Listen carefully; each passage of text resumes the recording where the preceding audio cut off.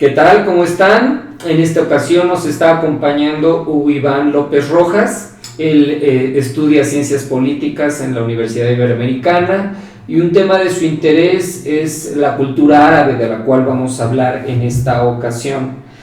Muchas gracias por aceptar, Iván. Y mi primera pregunta es, ¿quiénes son los árabes? Doctor, pues muchas gracias también por la entrevista. Es un gusto participar en este canal.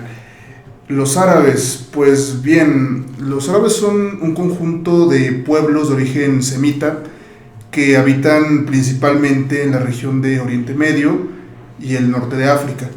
Esto es, a grandes rasgos, desde el país de Irak, la zona histórica de Mesopotamia, pasando por la península arábiga, donde están las ciudades santas del Islam, de los árabes, la Meca y Medina, pero también la cultura árabe se extiende por Egipto, por Libia y por el Magreb, hasta Marruecos. Entonces, geográficamente es una zona pues muy amplia, en la que habitan aproximadamente 450 millones de personas que pertenecen a esta etnia de los árabes. Históricamente y también teológicamente, los árabes tienen su origen en el profeta Abraham de la Torá del Antiguo Testamento. Y bueno, la Biblia dice que Abraham fue el padre de Ismael, que como tal es el fundador del pueblo árabe. Los orígenes de esas personas se trazan hasta estos personajes bíblicos. Ok. Una segunda pregunta sería si se puede hablar de una cultura árabe y qué los caracteriza. Sí, en efecto, podemos hablar de una cultura árabe o incluso de una civilización o de un mundo árabe. De hecho, el politólogo estadounidense Samuel Huntington clasificó a la civilización islámica como una de las 8 grandes civilizaciones que forman a la humanidad, siendo otras, por ejemplo, el mundo occidental, el mundo latinoamericano o la civilización africana, subsahariana, por ejemplo. Entonces el Islam, pues sí, claro, tiene una importancia grande dentro de la civilización global, y pues dentro de las características principales que le dan forma y le dan identidad a esta cultura árabe, pues está sin duda la religión del Islam, que actualmente es la segunda religión con mayor número de seguidores en el mundo, solo después del cristianismo, y de hecho es la que está en constante expansión, la religión que está creciendo más rápidamente hoy en día. Pero también podremos identificar ciertas características geográficas, por ejemplo, que los árabes han habitado históricamente en climas áridos, en el desierto del Sahara, por ejemplo, en el desierto arábigo. También factores que tienen en común en el campo económico, que se caracterizan porque la mayor parte de estos países tienen una gran riqueza petrolera. Y pues también en la lengua, que es, yo creo que el factor que hace que los pueblos pues se hermanen y que formen parte de una misma comunidad.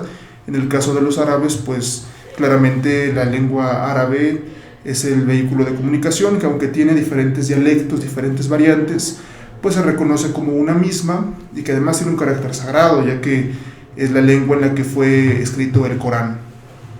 Ok. Entonces, partiendo de esto último que señalas, ¿qué relación podemos señalar que existe entre la cultura árabe y el Islam? Bien, pues en la actualidad el Islam podría considerarse como la piedra angular, como la esencia en gran medida de la civilización árabe. Pues antes del surgimiento del Islam, los árabes eran más bien un conjunto de tribus seminómadas dedicadas básicamente al comercio, que en ocasiones forjaban alianzas o hacían la guerra entre sí, pero que no compartían vínculos pues culturales o de lenguaje, ni siquiera de religión. Los árabes eran un pueblo politeísta que pues se caracterizaba por adoptar deidades de diferentes regiones del mundo, deidades africanas, de la religión persa, elementos griegos, en fin, no había realmente como un factor común que le diera identidad a estos pueblos que habitaban únicamente en Arabia. Pero en ese aspecto, la evolución y la revolución que significó el surgimiento del Islam en el siglo VII después de Cristo no podría entenderse sin el personaje central, que es el profeta Mohammed, conocido como Mahoma en español, que fue el gran líder religioso, militar y político que precisamente vino a organizar y a unificar a este grupo disperso de tribus y pues las llevó a conformar lo que ahora son, una gran civilización, y pues fundó como tal un imperio árabe en sus inicios que tuvo una expansión y un auge increíble. Bueno, este personaje, el profeta Mohammed, predicó entre los árabes que el Islam era la revelación última y definitiva de la voluntad de Alá, que bueno, es Dios en árabe. Lo curioso del Islam es que retoma los elementos más importantes de la teología y de la espiritualidad cristiana y judía, y de hecho el Islam reconoce las enseñanzas de los profetas como Abraham, como Isaac, Moisés, e incluso las enseñanzas de Jesús y de sus discípulos como elementos importantes de su espiritualidad, así como los textos sagrados de la Torá y los evangelios también se reconocen dentro del Islam y del Corán. Ok. ¿Qué virtudes tiene la cultura árabe frente a los prejuicios, ¿no?, y la ignorancia que Occidente ha mostrado y que no permiten ver?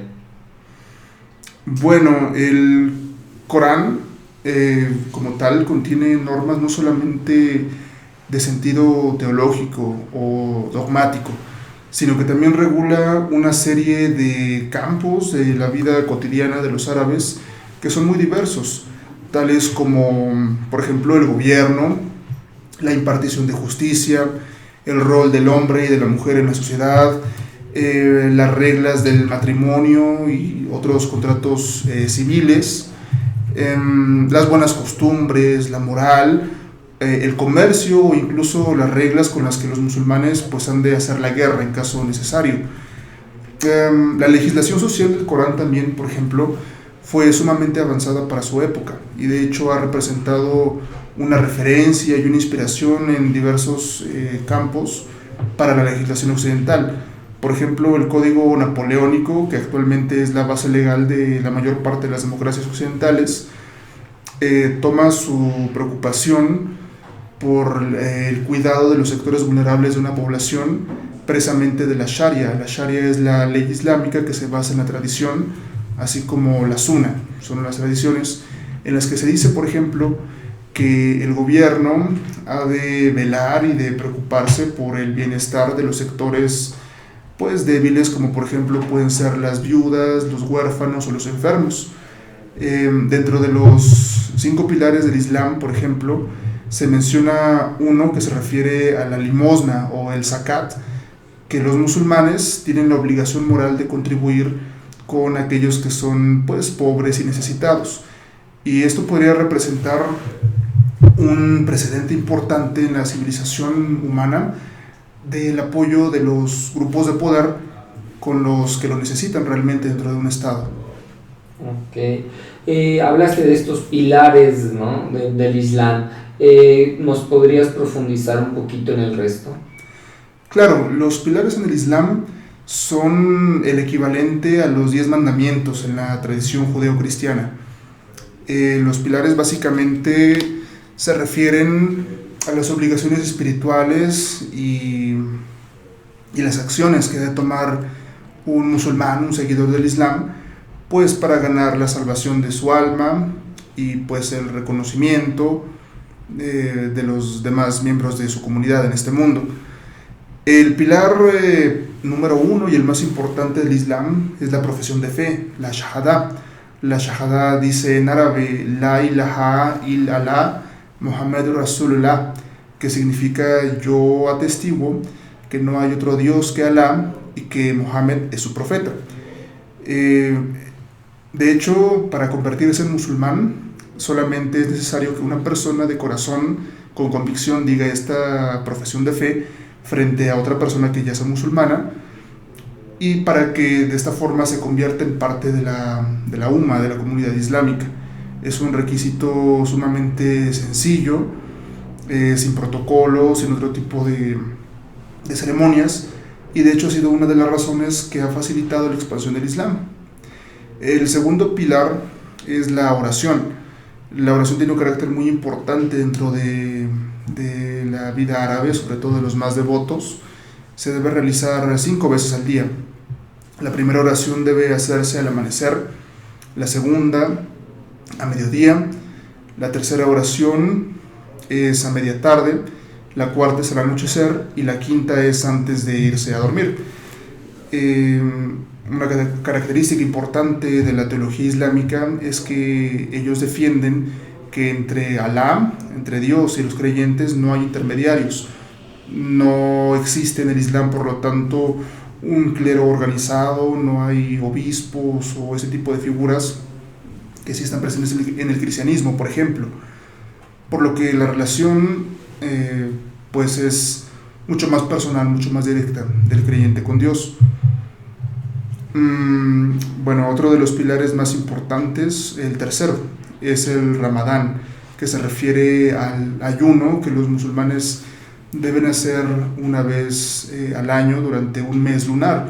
El Islam se rige por un calendario de ese tipo, y específicamente el mes de Ramadán recuerda los sufrimientos y las dificultades que atravesó el profeta Mohammed y sus seguidores para poder predicar el Islam. Entonces los musulmanes hacen un ayuno que consiste en no ingerir ningún tipo de alimento o de bebidas, o incluso de tener relaciones sexuales durante este mes mientras haya luz del día. O sea, desde el amanecer hasta el anochecer se debe prolongar este ayuno. Y bueno, este pilar está muy relacionado con la peregrinación, que en árabe se dice Hajj, que se realiza al concluir el Ramadán. Esta peregrinación se debe hacer por lo menos una vez en la vida. La deben hacer todos los musulmanes que tengan los recursos económicos y que gocen de buena salud para ir a esta ciudad santa donde Mohammed nació, predicó, y pues donde se encuentra la Kaaba, que es la mezquita principal y el lugar más sagrado que hay en el Islam. El quinto pilar, como lo habíamos mencionado antes, es precisamente el zakat, que es la limosna de los musulmanes para sus hermanos necesitados, que debe equivaler a un 5% de las ganancias conseguidas en un año de un musulmán, un jefe de familia. Hay personas que consideran que la yihad es un sexto pilar, aunque de hecho, bueno, oficialmente en el Corán no lo marca.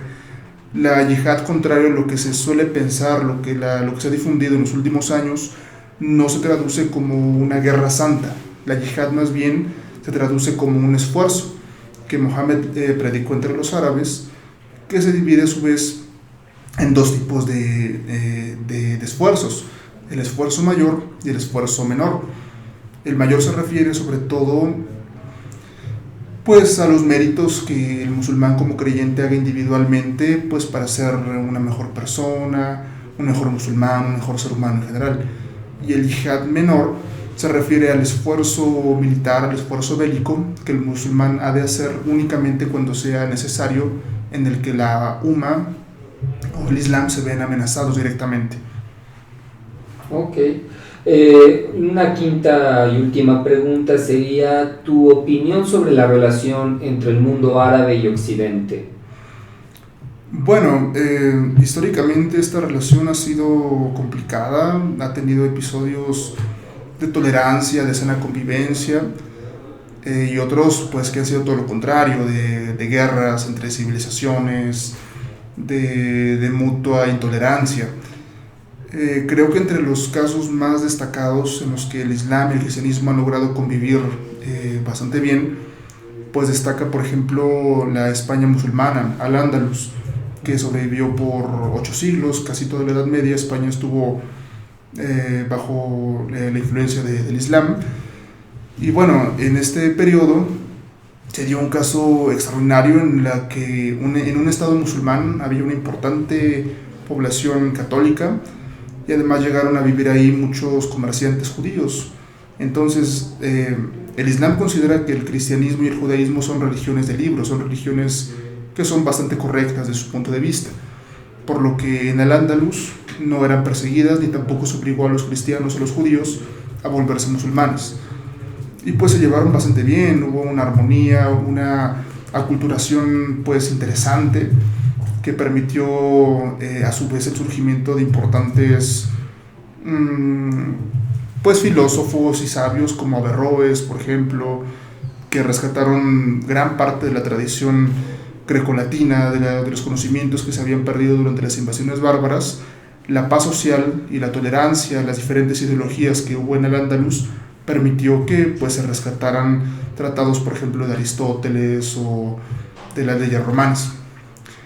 Sin embargo, como dijimos, esta relación no siempre ha sido así, y considero que el caso más extremo de intolerancia, de violencia, muchas veces pues sin sentido realmente, pues se dio durante las cruzadas, un par de siglos después, cuando en nombre de recuperar el Santo Sepulcro y Nazaret y Belén, que habían caído en manos de los turcos, pues los cristianos lanzaron una serie de guerras, de invasiones en la región que ahora es Palestina, y que pues realmente no tuvieron un valor militar o estratégico importante, y que derivó prácticamente en el saqueo y la destrucción de estas ciudades, y pues fue un caso de violencia que no debió haber ocurrido, sobre todo porque en el fondo y en esencia el Islam y el cristianismo comparten pues creencias muy similares. En la actualidad, por ejemplo, y lamentablemente esta tensión entre Occidente y el mundo islámico ha resurgido pues a partir del surgimiento del Estado de Israel en 1948, que buena parte de los musulmanes pues vieron como una especie de reconquista que planeaba Occidente, pues muy similar a las cruzadas, por ejemplo, en la que una cultura aparentemente diferente pues fue insertada en este contexto de Palestina, de Siria, y que pues ha llevado una serie de guerras, la guerra de los 6 días, y pues bueno, actualmente también la guerra civil que se lleva en Siria, los grupos armados como Hezbollah, como Hamas, que operan en esta región, pues aparentan una guerra sin fin, lo que es muy lamentable. Sobre todo cuando países poderosos de Occidente, como Estados Unidos principalmente, se han valido de estas divisiones sectarias para intervenir y pues sacar provecho económico y geopolítico, porque realmente las luchas que se llevan a cabo en la actualidad, estas guerras, no tienen el sentido de una lucha religiosa o un choque de civilizaciones como lo tuvo quizá hace bastantes siglos, sino que es meramente por el control de los recursos, principalmente el petróleo, y pues de esta región que pues sí es geopolíticamente la ruta de encuentro de recursos, de personas entre Europa, Asia y África. Entonces el país que logre tener bajo su esfera de influencia esta región, pues lógicamente se verá muy beneficiado de su papel y de su importancia en los asuntos internacionales. Creo que hay, por así decirlo, esperanza en que esta relación mejore, básicamente a través de abrirse, sobre todo de parte de ambos, de los occidentales y de los musulmanes, a darse la oportunidad de conocer, de aprender de la civilización, de la sabiduría de personas diferentes que pertenecen a grupos culturales diferentes al nuestro. De esta manera, y si nos damos esa oportunidad, nos daríamos cuenta que realmente no somos tan distintos en nuestras creencias, en nuestros objetivos, y que precisamente en este marco de la globalización, creo que más importante incluso que el libre tránsito de bienes del mercado, deberíamos buscar que esta interculturalidad nos permitiera, pues, más bien el libre tránsito de ideas, de valores con otras civilizaciones. Y pues bueno, esos elementos considero que serían los que permitirían que hubiera una mejor interrelación y una armonía y mayor tolerancia entre las diferentes civilizaciones.